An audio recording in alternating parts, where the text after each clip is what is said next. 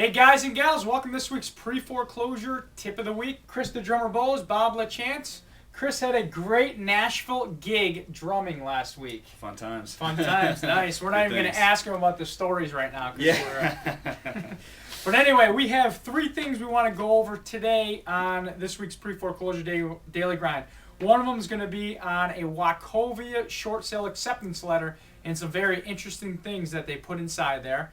Another one's going to be on an update on the HAFA program, a deal that we're working on, whether they are following their standard timelines that they're supposed to follow or not. And last but not least, a very interesting Wells Fargo BPO, and it's really about what their BPO agent sent in to the lender. It's going to be very interesting, so make sure you guys listen in. But anyway, first and foremost, let's start with Wachovia. Short sale acceptance letter. Got right in my hands. They put some very interesting things in here. And I'm just going to note a couple of them. One of them, it's highlighted. It says, neither the seller, buyer, nor any junior lien holder to Wachovia, unless specified in this document, shall receive any proceeds from the sale of the property listed above or cash from other sources connected with the transaction. Sounds standard, right? Mm-hmm. However, 2 lines below it, in big bold letters, the homeowner's name will receive an amount no greater than $5,000 from the proceeds of the sale or cash from other sources connected to this transaction, blah, blah, blah, blah. I don't know about you. It's a very big incentive. That, to me, is absolutely ridiculous. But let's turn it on the positive side, right? Let's turn it on the positive side. It's not a half a short sale. Let's turn it on the positive side. If you're a real estate agent or an investor, what I would do is try to get our clients money on the HUD every single time. Whether we believe it's right or wrong, it can't hurt and it can help our clients out. And then another thing, Chris, commissions shall not exceed 6% of the final sales price. That's another good thing, especially if you are a agent. Exactly. Right? Yep. That's perfect. Or a third-party loss mitigation company doing it on behalf of the agent. If you set it up correctly, you can get 1% back to your company. Right? Pretty cool. All right, we're not done.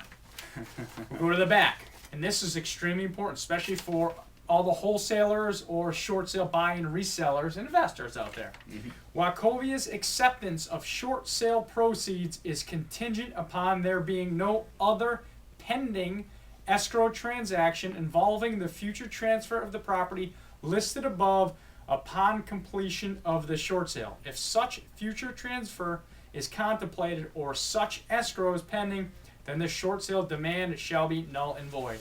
Just know that right up front, guys and gals, and make sure that you don't open escrow if you have an end buyer set up already. That's just a little tidbit there. Make sure you guys follow that. That's some serious stuff, because what happens is if you actually buy it and resell it within the same day, let's say, they won't issue a release to that mortgage, and you're going to be on the hook for that.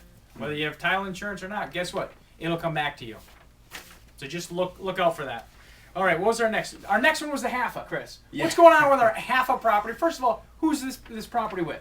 Well, that's a B of A property. It's our weekly B of A yuck right there. So tell us about the process, how long it's going so far right now. Well, since we kind of, I guess, started under the HAFA guidelines, it's been roughly about a month. And obviously I'm sure they're still trying to figure out how it's going to work on a day-to-day basis, themselves as well. So, not 10 days though? Yeah, not the 10 days they originally quoted. So we're a month in at this point. How surprised are you of that?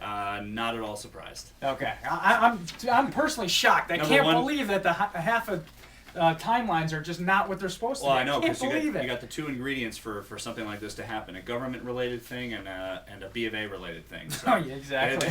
There you go. Put those 2 things together, and nothing's going to go as it should. Hey, so. We have to give our weekly shout-out to Equator, too, right? Yeah. Right? Absolutely. But anyway, all right, let's fast forward to the final thing. There's a lot of stuff going around the internet. There's actually an article the other day in reference to property flopping, okay? And it was about buying and reselling properties. And one of the big things that was so wrong within that article was basically saying that the person who was actually doing the investing was also doing the BPOs. okay, was actually having a big influence on that part of it and was ordering the actual BPOs that were getting sent to the lender. That's absolutely ridiculous. So if there's any banks out there or whoever wrote this article, make sure that what you write is pretty accurate. The bottom line is, in this property, this is actually very interesting. This is from Amy, who is the owner and our co-founder and co-writer and basically the boss of Short Sale Daily News. She's working on about over 100 properties right now and is one of our partners. I just got this in an email from her. It's actually very interesting. Wells Fargo rep just sent us a copy of the BPO for a property that we're negotiating. Get this, there are over 20 blatant errors we can count on this right here. This is the BPO. It said, for instance, like the property is not vacant, is full of debris, the 5th bedroom does not legally qualify, and the picture of the finished, this is in quotes, finished office den is actually studs. So I don't know where this BPO agent got these pictures from, but that's the challenge you're running into. And the person who wrote this article, it's not the actual agents that are listing the property or the investors that are buying the properties. It's the lazy BPO agents that aren't doing their job. A lot of the times. Not all the times, but a lot of the times. So with that said, I think that's an absolute joke. So Amy's going to do an article on this, and I'm sure we're going to do another video on this. But anyway, just so you guys know, the origin of that article, and there were Connecticut investors that actually got in trouble and blah, blah, blah. More than trouble. But anyway, but I thought that was absolutely ridiculous, especially when I'm looking at the valuations here. And they're using, you should see the comps that they're using is beside me. It's unbelievable. So, but anyway, those are our tips today. Good tips. You like the tips? Good tips. Nice. I like the tips. Anyway, proptracker.com, propmapper.com. That's our buying lead generation site with Prop Mapper and Prop Trapper. What the heck? What am I talking about here? Still waiting for you to get it right here. Every week, Prop Mapper, Trapper, Crap. No, I can't say that. All right, but anyway, Chris DeTremor Bose, Bob LaChance getting back to you with this week's pre-foreclosure tip of the week. Somebody wake me up.